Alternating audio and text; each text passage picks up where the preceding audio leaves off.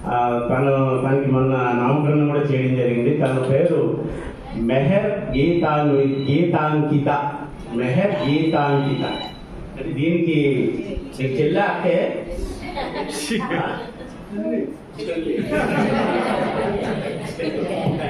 Avatar Meher బాబా కీజే. ఈ announcements ఆ తర్వాత 2 నిమిషాలు మౌనం తర్వాత హారతి రెడీగా ఉన్నది. అవతార్ మెహర్ బాబా కీజే.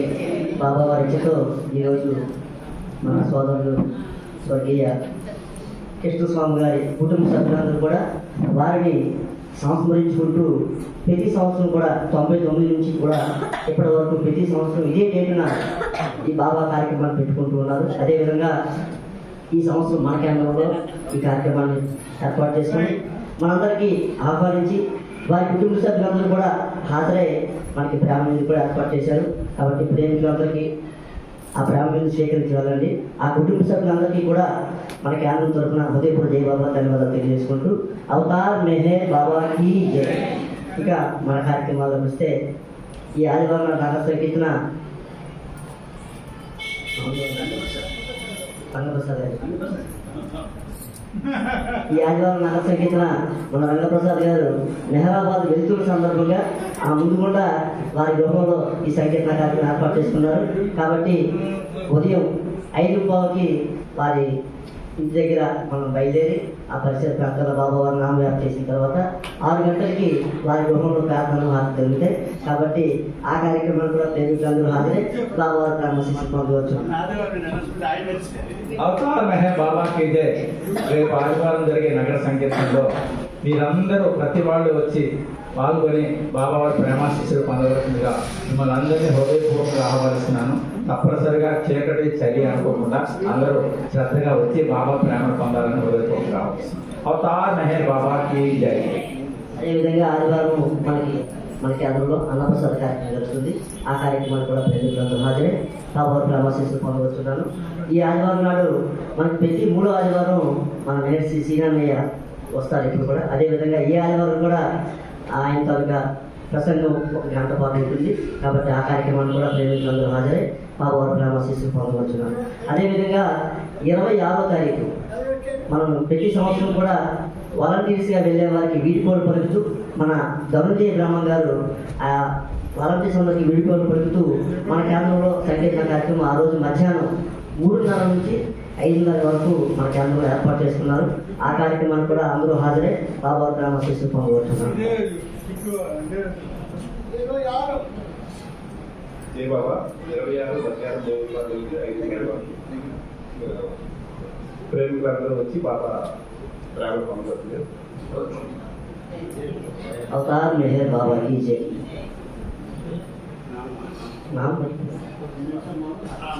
అదేవిధంగా మనం బాబా వారి 130వ జన్మదిన వేడుకలు మొత్తం అన్నీ కూడా ఈ రోజుతో కంప్లీట్ అయినాయి. మ్యాక్సిమం ఈ ఆదివారం కానీ ఆ ప్యాంప్లెట్ రిలీజ్ చేయడం జరుగుతుంది బాబా వచ్చుతో. కాబట్టి మీ అందరూ సహకరించినందుకు మీ అందరికీ కూడా హృదయపూర్వక జై బాబా.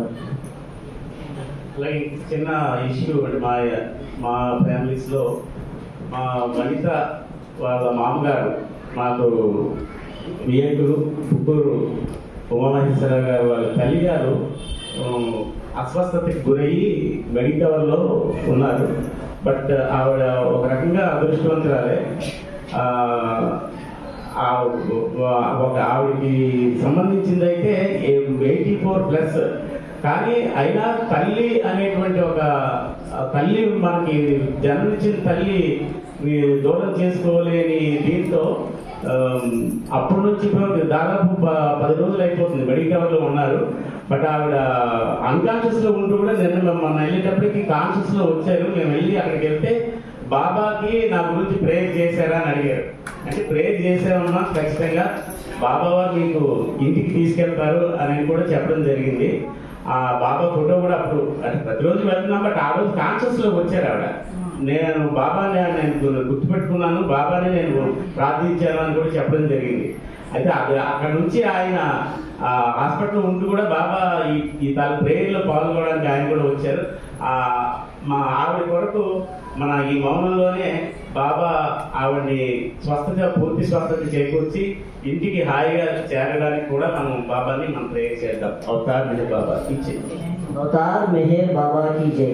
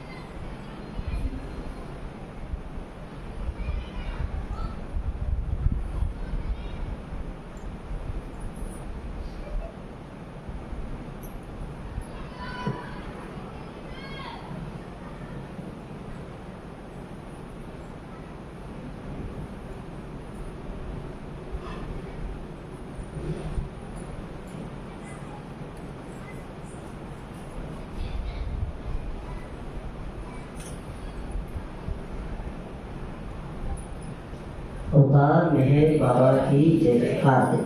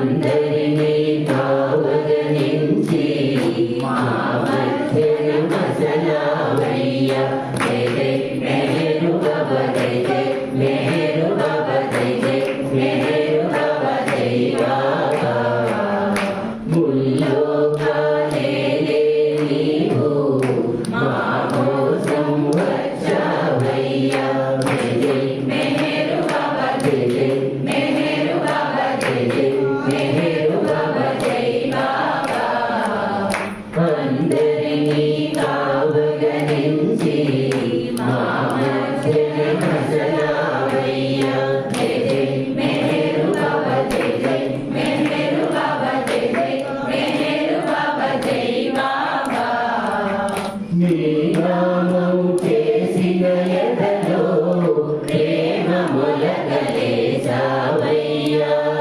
నమ్మి చెంత చేరిన